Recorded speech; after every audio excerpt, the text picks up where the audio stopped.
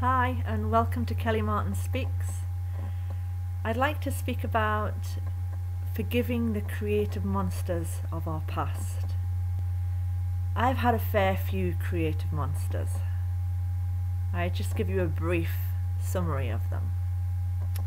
When I was 7, you may have seen in one of my other videos, I was told by the headmistress after giving a presentation, a speaking event at my primary school in assembly.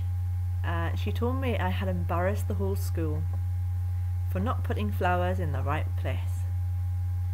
And, well, you're 7 years old, you don't know any different. So if you've done something you think is wrong because of what somebody else has said, you may give up on whatever was related to that experience. So for me it was speaking, and out of that creative monster I developed an extreme phobia of public speaking. I was so terrified. Any type of talking at school I hid. I was incredibly shy. Anything at university, I didn't actually do public speaking at university, which you pretty much have to do. I told my teachers how terrified I was, my lecturers, and I did one-on-one talks because I was so scared. My phobia was so extreme, I felt like I was in a firing line every time I spoke in front of a group, and that stopped me speaking for 33 years. The second creative monster, when I was in high school, I was very good at art. I loved art, and I just felt really inspired by the creative side of me. And I was given by my teacher, my art teacher. He was my favourite teacher at school, called Mr. Graham. I was given an A grade every year. And then on my last year, in my last year, I was 16, and he gave me a D grade. And while many people might not have had that affect them, it caused me to give up all forms of creativity. I got rid of my art books, how to draw. I think I got rid of my paints, my brushes, my pencils. I basically stopped everything creative from that moment on, and as I say, 33 years, no creative.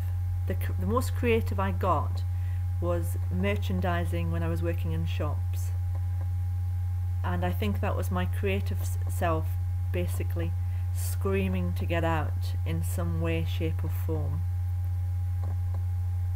And so this year I started reading Julia Cameron's The Vein of Gold. I've done the Artist Way course by Julia Cameron. She's got another book called The Artist Way, a couple of years ago, and I wasn't in the right place to face my creative monsters or forgive them. And so I read The Vein of Gold recently, which is more of a spiritual experience of being creative, being an artist, be it being a writer, someone who paints, a photographer, a musician, a movie maker, whatever your art is, whatever your creativity is. And she goes through exercises on how to release, heal, make peace with your creative self, bring your inner child out, and learn to forgive those creative monsters. And I started doing an autobiography, going through my past, and this is when the creative monsters came back up. And just recently I started to feel differently about them. I used to hate my headmistress, and I resented my art teacher. I blamed them basically for preventing a career in the arts. but I'm learning to forgive them because I realise if they had done something differently than what they did, I would have been a completely different person.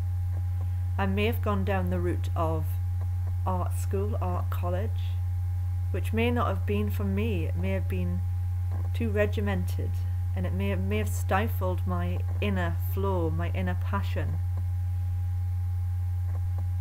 because of the specifics that's involved in the teaching methods. And now I feel public speaking, while I'm still a bit scared of doing it with an audience, I'm learning to get my voice out now, and doing these videos is very good therapy because I know maybe people are watching and who may have similar experiences to me, and I feel I have more heart and more compassion and more understanding in me that can be brought into speaking, writing and my art. And without these creative monsters, which I now, maybe I might call them creative angels, they benefited me because they enabled me to be who I am. So if you're able, find out who your creative monsters are. Has anything stopped you living the life you want to lead?